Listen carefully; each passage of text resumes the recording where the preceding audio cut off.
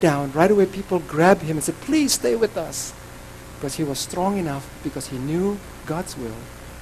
He says, I'm sorry. Well, he didn't say I'm sorry, but he said, I must preach the kingdom of God to the other cities because for this purpose I have been sent.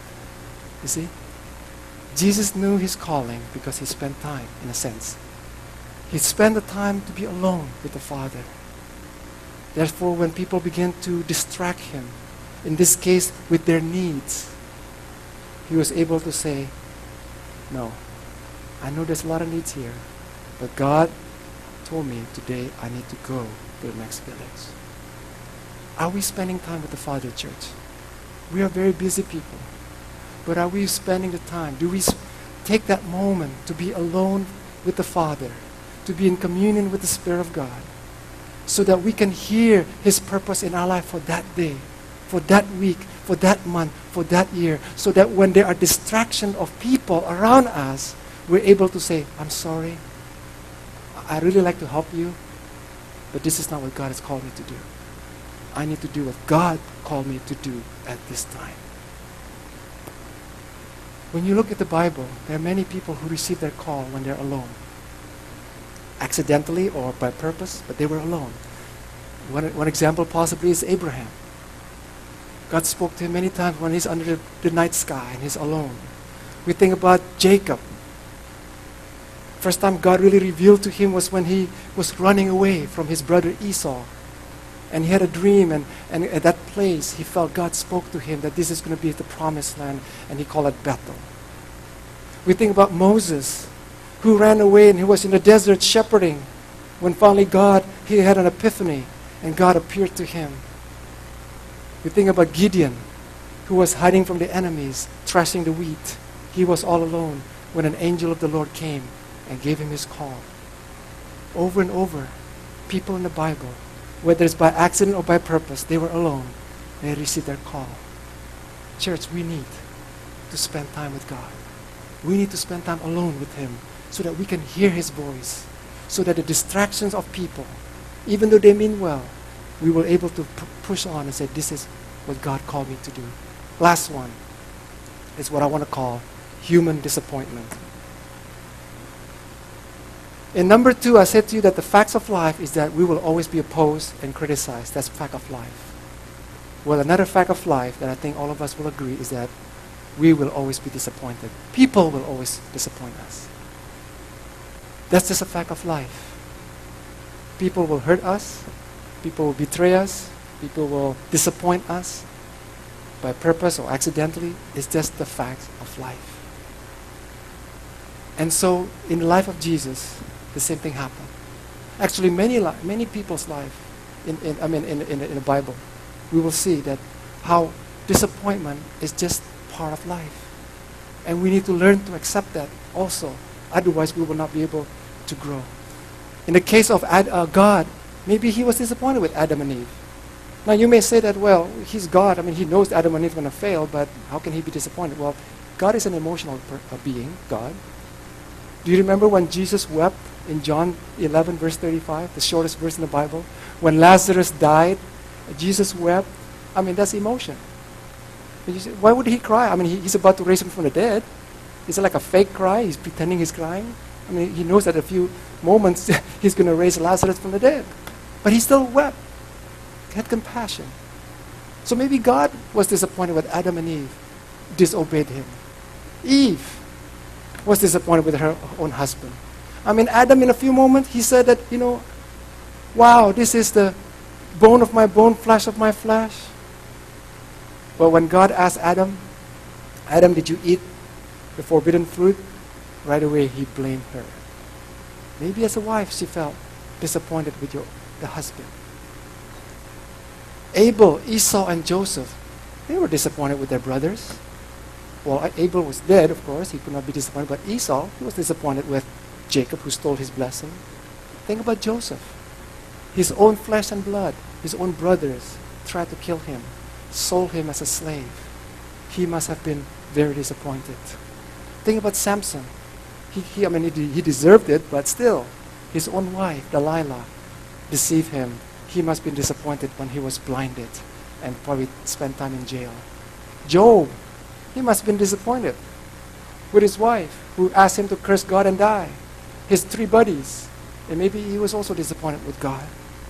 David, he was disappointed with his best friend, probably. I mean, we saw it in Psalm 55.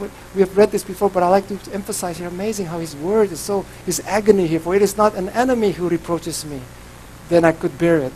Nor is it one who hates me, who exalted himself against me, then I could hide from him. But it was you, a man of my equal, my companion and my acquaintance.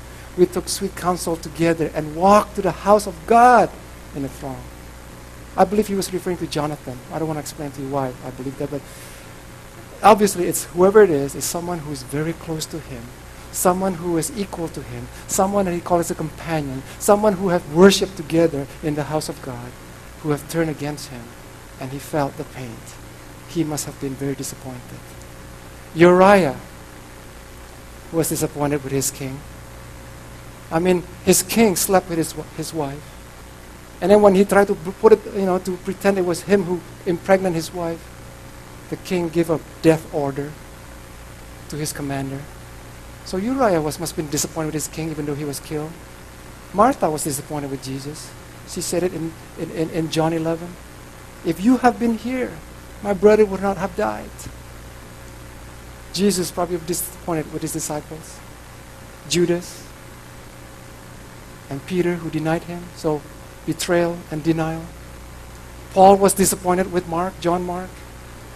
And so here's the question, church. Who are we disappointed with? Maybe as I say this phrase, many of us have pictures of names of people that we have been disappointed with or been hurt. Maybe it's people even in this circle. But what are we going to do about it, church? If we don't know how to deal with it, we are going to be distracted from what God has called us to do. And so we need to learn how to deal with it. Number 1, we need to accept human imperfection and know that only God can meet all our needs. I put in a quotation mark here, know, meaning that not know in our head, but really know in the depths of our hearts that only God can really meet all our needs. We need to accept that people are imperfect, just like ourselves. We will make mistakes. We will say the wrong things. We will make the wrong decisions, and we will disappoint people. And so we just need to learn to accept that people will disappoint us. But more importantly, we need to learn, like I said, to know that only God can meet our needs. I often recommend this book, especially for young people who are not married yet. I make everybody who I do weddings to read this book, because the premise of this book I really like. He says that if we do not learn to be satisfied in God, we will never be able to be satisfied with anybody we marry. Because many young people who are excited to get married, many young people who are looking to wait for their spouse, their perfect man or their perfect husband or wife, you're setting up yourself for disappointment. The book is basically saying that we need to learn first and foremost that only God can meet our needs. Only when we learn to be satisfied in God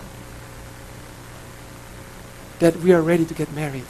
Because many people get married thinking that our spouse will fulfill us or meet all our needs. Man, if I can just have a wonderful husband, I will feel so secure. Man, if I just have a loving wife, I will feel so respected. Well, you're really waiting for disappointment. Because there's no man, there is no woman who can meet all our needs. Adam was given a wife not because he was needing a wife, but he was sleeping, being completely content with God, but it was God who says it is not good. God saw it was the right time. He is now satisfied with me. He is so satisfied, he's sleeping like a baby. He's not complaining at all. He's so fully satisfied with our relationship. Now I'm going to give him a wife. So we need to learn that first and foremost, church. People will make mistakes. Learn to accept it. But most importantly, learn and know that only God can satisfy and meet all our needs. Secondly, I want to add is, again, I want to say, always forgive as God forgives us. Remember the Lord's Prayer. Forgive us our trespasses as we forgive